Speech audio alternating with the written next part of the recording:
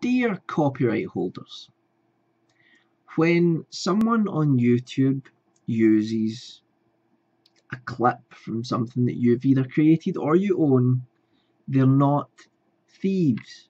They're also not criminals, and they shouldn't be treated as such.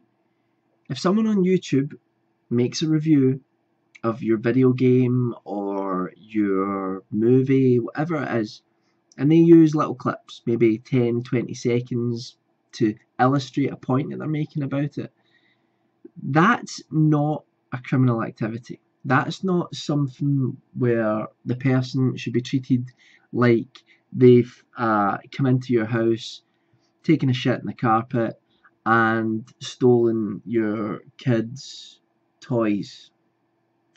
Worst analogy ever. But the truth is that this copyright thing has got way out of hand. Way out of hand. I've been struggling with it for a little while now. It's one of the reasons why I'm not posting very often on YouTube, or not as much. It's caused some issues with me, and I think in some ways I kind of fell out with YouTube. Me and YouTube had a falling out. And you know, that this whole thing where you've got YouTubers that are really creative, that are doing really, making some really great videos, and a lot of the communities, if you go into the gaming community, you go into the sort of film or sort of cinema discussion community on YouTube, whatever it is, they are embracing what it is you make. They're embracing it. Even if someone does a review where they tear apart what you've done, they're still embracing the fact that you have put something out there. And that's the whole point. It's free advertising. And even if something looks really bad, the chances are, it's all subjective, so the chances are someone will watch it. They will say, that Birdemic, that looks like a brilliant movie.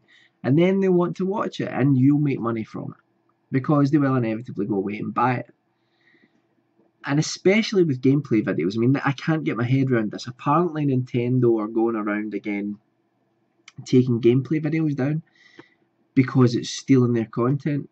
And you know, it's a ridiculous state of affairs. These are fans, these are people who have invested their hard-earned money. Many of them who might not actually have that much cash, they're putting it into your pockets. They're saying, we love what you're doing. We want to share it. Or we want to at least share the idea of it. We don't want to distribute the games. We don't want to distribute any films that you've made, anything like that. What we want to do is we want to be able to talk about it. We want to be able to say to people, hey, look at this. Have you noticed how silly Christian Bale's voice is in The Dark Knight? We want to be able to say that and then show a clip from it. That's a bad example. I love the Dark Knight movies. Probably get killed for that.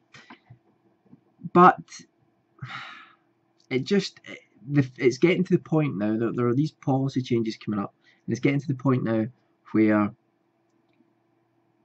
YouTube is really just going to be for bigger channels, and it's also really just going to be for people who either are networked in some way where they can get permission to use certain material, or people who are original content creators, and that's great. I love originality, but YouTube is fast becoming a place that is devoid of originality, and one of the reasons for that is that it's no longer a conduit for people's expression the way it used to be, because people can't do what they want to do. And we're not talking about people sharing full movies, we're not talking about people sharing full video games, we're talking about people showing bits of these things, or even let's plays where someone plays through an entire video game. That's still an independent, individual experience of that game. And I guarantee there are games that I have bought, so many games that I have bought because I've watched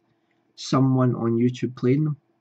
You know, I can't tell you how many hours I've sank into Minecraft. Yes, I am one of them. I can't tell you how many hours I've sank into it. They're literally countless, is what I'm trying to say. And that's because I watched the Yogscast and it got me interested. And I was like, this game looks like a lot of fun.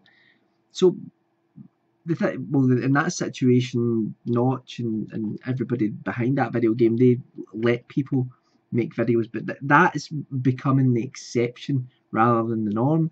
But they embraced it, and look how big that video game is. They realised that it's all about community, it's all about word of mouth, and seeing is believing. It's all about showing what the video game is like and how you can enjoy it. And it's the same for films. You know, if you want to make a film review video, you want to be able to take an example of something. You want to be able to take a little clip and say, look at this, this is an example, this is backing up what I'm saying.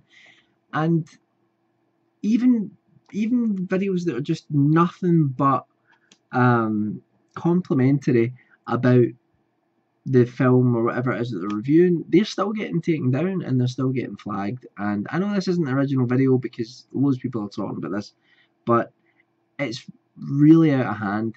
You need to understand the power and the advantages that you have as a copyright holder to having a community behind you of fans who want to embrace what you're doing. They want to share the idea of it. They want to get the word out about it, and they want to just spread knowledge about what it is that you do, and you will make money from that. You will make money from that. I promise you. I guarantee it. But it seems that a lot of people that are involved with the copyright claims part of like these companies are just so out of touch. They don't realise that the world has changed. The world has changed in the last 10 years. It's changed in the last 5 years. It's changed in the last 5 minutes. No, that's going too far. But it has changed, and it's changed quite dramatically. It's changed in a way where technology is interconnected in a way that we never possibly imagined, where we can share things in a moment's notice. We can get the word out, and that's an exponential thing where knowledge just spreads out about what it is that you do, your product, whatever it is. And I just, it really saddens me, first of all, because there's a lack of foresight. There's a lack of being able to be visionary. There's a lack of being able to look ahead and see the innovation of all this that's going on and see how it benefits you. And secondly, the fact that really good YouTubers, people who, you know, are putting their time and probably money into being a fan of what you do, and then you're just tearing them down and you're removing something that they enjoy doing, making videos. And it just seems completely ridiculous to me. So sort it out, copyright holders. If you don't, I'll come around your house. No, I won't. That's a threat, and that's illegal. It's also wrong, people. We don't advocate violence. But you've got to sort it out. So just sort it out and then come back to me. All of you. That doesn't make any sense. Imagine every copyright holder actually turned up at my house to get back to me on this. That would be hilarious. Don't do that. It's Christmas, and oh no, the tree's that way. It's Christmas, and I want to spend time playing with my ridiculously immature toys and things like that on Christmas Day, because I'm sad. And this video's all of a sudden been derailed by my ridiculous thought process. I'm going to go just sort out the copyright situation. It's ridiculous, and I'll be back again whenever. Bye for now.